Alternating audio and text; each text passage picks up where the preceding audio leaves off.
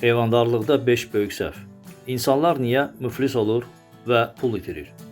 Salam aleykum, hörmətli izləyicilər. Son videolarımızın şərh bölməsində yüzlərlə fermer qardaşlarımız öz real acı təcrübələri ilə bölüşdülər. Biri yazır ki, əlimdəki bütün pula heyvan aldım, sonra ailəni dolandırmaq üçün heyvanları kəsdim, yeməyə və ucuz satmağa məcbur oldum. Biznesim batdı və getdi. Bəli, bugün Azərbaycanda yüzlərlə insan böyük həvəslə heyvandarlığa başlayır, amma cəmi 5-6 aydan sonra müflis olub bu işi bağlayırlar. Səbəb kənddə pulun olmaması deyil. Edilən çox ciddi strateji səhvdir. Bugün sizə heyvandarlıqda hamını müflis edən böyük 5 səhvi real faktlarla izah edəcəm ki, siz eyni təliyə düşməyəsiniz. Videonu bəyənin, kanala abunə olun. Başladıq. Birinci və ən çox edilən səhv. Əldə olan bütün pulla heyvan almaqdır. Tutaq ki, fermerin 10.000 manat pulu var. Gedir heyvan bazarına, pulun hamısına dana və ya quzu doldurur tövləyə. Düşünmür ki, bu heyvan hələ 3 ay və ya 6 ay burada qalacaq, hər gün yeməyəcək, dərman istəyəcək, ən əsası isə fermerin ailəsi hər gün çörək yeməlidir, onun işığı, suyu, pulu ödəməlidir və 2-3 ay keçir, yem bitir, nəticədə evə pul lazım olur.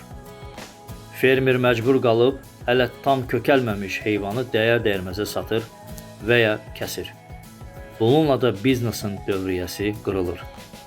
Qızıl qayda budur. Pulunuzun 60%-ni heyvan alın, 40%-ni isə yem və ailə xərcləri üçün kənarda saxlayın. İkinci böyük səhv. Yem idarəçiliyin bilməməkdir. Heyvandarlıqda xərclərin 70%-i yemdir. Əgər siz qışın, oğlan çağında gedib dükandan tək-tək kisə ilə arpa alacaqsınızsa və ya yonca presini 5 manata çatanda alacaqsınızsa, dərhal deyirəm, siz zərər çəkəcəksiniz. Ağlı olan fermer yemi və otu mövsümündə, yəni yay aylarında birbaşa sahədən, tırdan, topdan satış qiymətini alır. Yayda 3 manat 50 qəpiyə aldığınız yonca presi qışda sizə 1500-2000 manatdan çox qənaət bəxş edir.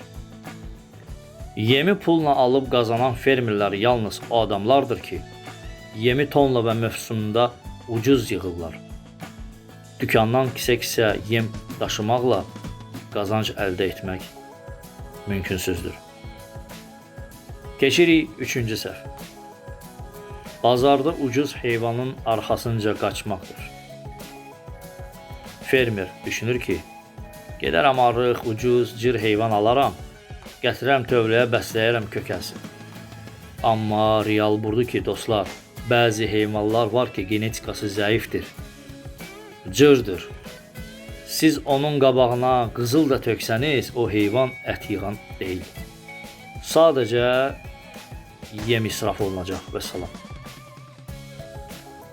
Xüsusən qapalı qoyunçuluqda təmiz qala, qarabağ və ya əkizliyə meyilli cinslər seçilməlidir ki, heyvan baha olsa da verdiyi quzu ilə xərcini çıxara bilsin.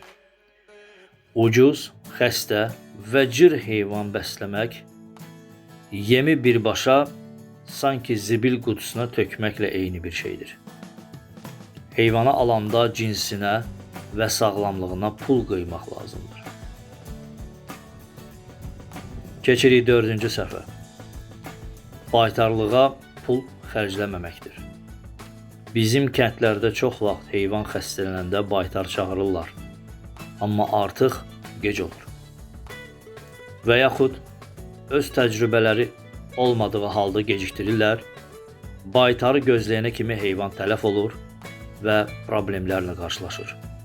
Heyvandarlıqda profilaktika, yəni xəstəliyin qarşısını əvvəlcədən almaq əsas şərtdir. Mütləq özünüz təcrübə toplamalısınız, iynə vurmağı bacarmalısınız, həmişə ki mən vurğulayıram ki, az heyvandan başlayın ki, üzərində təcrübə toplayıb belə problemlərlə qarşılaşmayasınız. Heyvan tövləyə girən ilk gün qurd dərmanları mütləq verilməlidir. Dabaq və bəbək xəstəliyinə qarşı iynələr vurulmalıdır. Əgər heyvanın daxilində qurd varsa, o heyvan 6 ay yeyəcək, amma çəkisi artmayacaq. Çünki yemi heyvan çox onun daxilindəki qurdlar yeyir və heyvanı məhv edir. İldə baytara və iynəyə verilən 200-300 manat sizi minlərlə manatlıq heyvanın tələfatından qoruyur. Yəni dediyim kimi, təcrübə toplasaz, ilk yardımı özünüz etsöz, bu tələfləri azalda bilərsiniz. 5-ci və sonuncu səhv nədən ibarətdir? Tövlənin iqlimidir. Keçən şərtdə bir izləyicimiz çox düzgün bir məsələyə toxundu. Qoyun soyuqdan yox, rütubətdən və yeldən, skvaznyakdan tələf olur. Bizim fermerlər qışda tövlənin hər yerini neylonla bağlayırlar ki, içəri isti olsun. İçəridə əmmiyak qazı və nəm yığılır. Heyvanlar nəfəs ala bilmir və nəticədə ağciyərləri sıradan çıxır və quzular kütləvi şəkildə ishal olur, tələf olur. Hamısının səbəbi də nədir? Baxımsızlıq və bu işə ciddi yanaşmamaq. Tövlə quru olmalıdır. Bu ən vacib faktorlardan biridir. Ona həmişə riayət edin. Altlıq saman hər gün yenilməlidir və damda mütləq havalandırma olmalıdır. Heyvan nəm yerdə yatdısa, o biznesdən xeyir gözləməyin. Dəyərli qardaşlarım və dostlarım, heyvandarlıq elə bir sahədir ki, burada riyaziyyat və nizam-intizam səhvi bağışlamır. Bu 5 səhvdən uzaq dursanız, halal zəhmətiniz, bəhrəsiniz mütləq görəcəksiniz. Buyurun şərhlərdə yazın, siz heyvandarlığa başlayanda bu səhvlərdən hansı rəqəmlərlə qarşılaşmısınız? Sizin təcrübəniz yeni başlayanlar üçün çox önəmlidir. Odur ki, videonu bəyənməyə və kanalımıza abunə olmağı unutmayın. Bu cür faydalı və maarifləndirici videoların davamı gəlsin. Növbəti videolarda görüşənədək, Əssalamu aleykum və rəhmətullahi və barakatuh. Sağ olun, salamat qalın.